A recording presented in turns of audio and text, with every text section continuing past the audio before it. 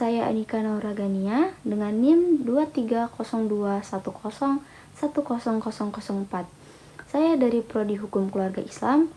Di sini saya akan mempresentasikan tentang jurnal saya yang berjudul Ruang Lingkup Kajian Kaidah Fikih dan Sejarah Kaidah Fikih. Kaidah-kaidah fikih adalah salah satu hal penting sebagai pedoman bagi umat Islam untuk menyelesaikan masalah hukum yang mereka hadapi dalam kehidupan sehari-hari. Tanpa pedoman, mereka tidak dapat mengetahui batas-batas boleh tidaknya sesuatu itu dilakukan. Mereka juga tidak dapat menentukan perbuatan yang lebih utama untuk dikerjakan atau lebih utama untuk ditinggalkan. Dalam berbuat atau berperilaku, mereka terikat dengan rambu-rambu dan nilai-nilai yang dianut, baik berdasarkan ajaran agama maupun tradisi-tradisi yang baik. Dalam Islam, pedoman yang dijadikan rujukan dalam berbuat tersebut adalah petunjuk Al-Quran dan sunnah-sunnah Nabi kita. Kita diperintahkan untuk mentaati Allah dan Rasul-Nya, tidak boleh berpaling dari keduanya, seperti dipahami dari ungkapan imperatif Allah dalam surah Ali Imran ayat 32 yang artinya katakanlah olehmu, hai Muhammad, taatilah Allah dan Rasul-Nya jika kalian berpaling. Sesungguhnya Allah tidak menyukai orang-orang kafir. Umat Islam hingga sekarang tetap menjadikan kalam Tuhan dan sunnah Nabi itu sebagai umdah atau sandaran utama dalam berperilaku dan berbuat. Tidak hanya itu, kedua sumber hukum itu dijadikan rujukan utama dalam penyelesaian berbagai masalah, baik secara langsung maupun tidak langsung, termasuk masalah hukum. Selanjutnya, yang kedua adalah definisi kaidah fikih. Menurut bahasa, arti kaidah sebagaimana yang dijelaskan oleh Al-Zamakhsyari dalam tafsir Al-Kashaf berarti asas dan asal kepada apa yang di atasnya. Menurut istilah, kaidah memiliki beberapa pengertian yang diantaranya pertama Imam Sayuti dalam kitabnya Al-Asobah wa Al-Nazair memberikan definisi kaidah dengan hukum kuli menyeluruh yang meliputi bagian-bagiannya. Sedangkan Al-Jurjani mendefinisikan kaidah dengan ketetapan yang kuli atau menyeluruh yang mencakup seluruh bagian-bagiannya. Menurut istilah fikih, pada mulanya berarti pengetahuan keagamaan yang mencakup seluruh ajaran agama, baik berupa akidah, akhlak maupun amaliyah atau ibadah, yakni sama dengan arti syariah Islamiyah. Namun pada perkembangan selanjutnya, fikih diartikan sebagai bagian dari syariah Islamiyah, yaitu pengetahuan tentang hukum syariah Islamiyah yang berkaitan dengan perbuatan manusia yang telah dewasa dan berakal sehat yang diambil dari dalil-dalil. Menurut bahasa, kaidah fikih ialah dasar-dasar yang berkaitan dengan masalah hukum.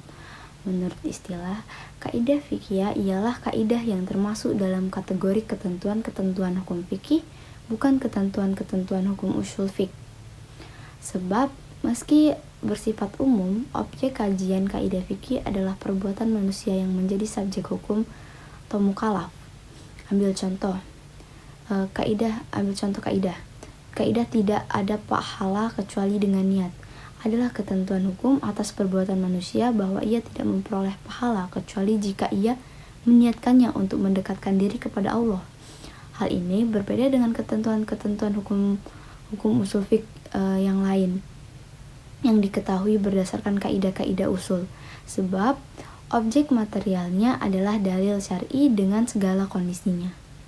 Selanjutnya adalah faktor-faktor terbentuknya kaidah fikih menurut Al-Suyuti dalam kitabnya Al-Asobah wa Al-Nazair. Judul asas kitab yang dikarang berkaitan dengan kaidah fikih, yang dimana kitab tersebut diambil sehubungan dengan surat Khalifah Umar Al-Khattab kepada Abu Musa Al-Asy'ari yang antaranya ialah pahamilah benar-benar masalah yang engkau hadapi, yang mana hukum-hukumnya engkau tidak temui di dalam Al-Quran dan Sunnah Rasulullah SAW. Ketahuilah persamaan dan sebanding serta menujulah ke arah yang lebih disukai oleh Allah Subhanahu wa taala dan lebih hampir kepada yang benar. Faktor-faktor tersebut yang pertama adalah faktor mujahid dan ulama. Golongan ini berperan menggunakan akal pikiran berdasarkan ilmu daripada sumber perundangan. Selaras dengan konsep syariat yang sesuai dilaksanakan tanpa mengira masa dan tempat. Justru itulah para mujtahid berusaha dengan berijtihad untuk memahami nas-nas dan mempraktikkan kaidah-kaidah yang umum terhadap masalah furu' yang baru dan senantiasa muncul. Sebagai contoh, melalui konsep al-qiyas, istihsan, uruf, serta berbagai sumber lain lagi. Oleh karena itu, apabila terdapat hukum furu' yang sama ilah atau sebabnya, ia digabungkan dalam kaidah umum yaitu al-qawaid, al-kulliyah, al-amah. Kaidah ini merupakan kaidah umum serta menyeluruh yang meliputi semua hukum furu' dan segala bagiannya. Walaupun dalam rangka ijtihad terdapat dalil-dalil yang bersifat zani yang diperselisihkan dalam kalangan para mujtahid dan ulama, namun mereka semua bersatu dan bersepakat untuk berusaha ke arah yang terbaik demi mencari keridhaan Allah Subhanahu wa taala. Selanjutnya, sejarah qawaid fikih. Yang pertama, periode Rasulullah pada zaman Rasulullah SAW. Segala sumber syariat hanya berdasarkan Al-Quran, sunnah, dan ijtihad Rasulullah. Segala fatwa yang diputuskan oleh Nabi berdasarkan wahyu dan ijtihadnya. Apabila ijtihad Nabi kurang tepat, maka akan turun wahyu untuk membenarkannya. Pada masa beliau, dalam keadaan tertentu saja beliau membenarkan sahabatnya untuk berijtihad apabila tidak ada nas dalam Al-Quran dan Sunnah. Sebagaimana yang diwasiatkan kepada Mu'adz bin Jabal sewaktu beliau diutus ke Yaman. Bagaimanakah kamu akan memutuskan hukum jika dihadapkan masalah padamu? Mu'adz menjawab, saya akan putuskan sesuai kitab Allah.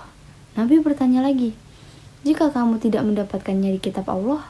Mu'adz menjawab, saya akan putuskan sesuai sunnah Rasulullah Shallallahu Alaihi Wasallam. Nabi bertanya lagi, jika kamu tidak menemukan dari keduanya? Mu'adz pun menjawab, saya akan berijtihad dengan ilmu saya dan saya tidak akan mengesampingkan perkara itu. Lalu Rasulullah Alaihi Wasallam memukul dada sambil bersabda, segala puji bagi Allah yang memberikan taufik kepada utusan Rasulullah SAW ke arah sesuatu yang diridhoi Rasulullah. Yang kedua, periode sahabat. Setelah Rasulullah SAW wafat, sahabat tidak lagi memiliki tempat untuk bertanya, baik kepada Allah Subhanahu wa taala maupun Rasulullah. Al-Quran dan hadis sementara itu tidak lagi mampu memberi penyelesaian terhadap sejumlah problematika baru yang terus muncul dan berkembang. Demi menyelesaikan problematika yang terus bergulir melalui petunjuk ayat-ayat Al-Quran dan hadis, serta prinsip-prinsip hukum yang termaktub di dalamnya, maka prinsip-prinsip dasar metode ijtihad menjadi satu keniscayaan. Keperluan terhadap ijtihad lahir dari watak dan kedudukan nas, Al-Quran dan hadis, yang dihadapkan dengan realitas sosial yang semakin kompleks dan dinamik.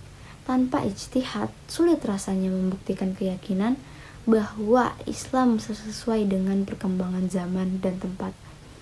Penggunaan ijtihad di kalangan sahabat ternyata banyak sekali menimbulkan konflik dan pertentangan. Metode ijtihad di kalangan sahabat sendiri masih sederhana, tidak memiliki rumusan yang sistematik dan ilmiah.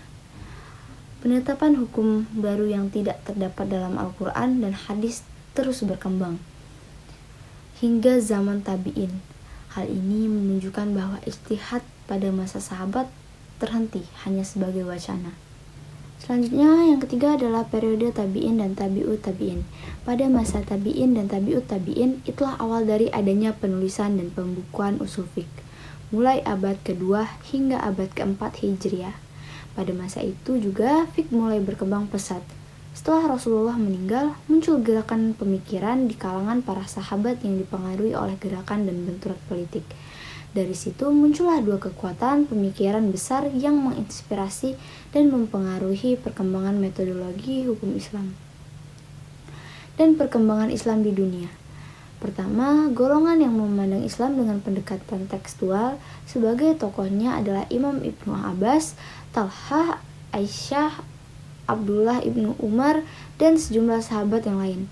Sehingga pada periode tabi'in muncul tokoh ahlu al-hadis, diantaranya adalah Imam Sa'id Ibnu al-Musayyab dan seorang mujtahid ahlu al-hadis, Imam Malik yang terkenal dengan kitab Al-Muwatta'nya. Golongan kedua memandang Islam dengan pendekatan konstekstual. Sebagai tokohnya yaitu Imam Ibnu Mas'ud, didukung Umar bin Khattab, Ali bin Abi Thalib, dan sejumlah sahabat lainnya. Periode tabi'in melahirkan sejumlah tokoh ahlu al-ra'i. Di antaranya adalah Imam Ibrahim al-Nakhai dan seorang mujtahid ahlu al-ra'i, yakni Imam Abu Hanifah yang terkenal dengan metode istihsannya. Yang keempat adalah periode perkembangan dan pembukuan. Pada masa ini dimulai pada abad ke-4-13 Hijriah, ditandai dengan lahirnya kompilasi hukum Islam pada masa Turki Utsmani. Dalam Tarikh Tasyri disebutkan bahwa masa ini termasuk masa taklid.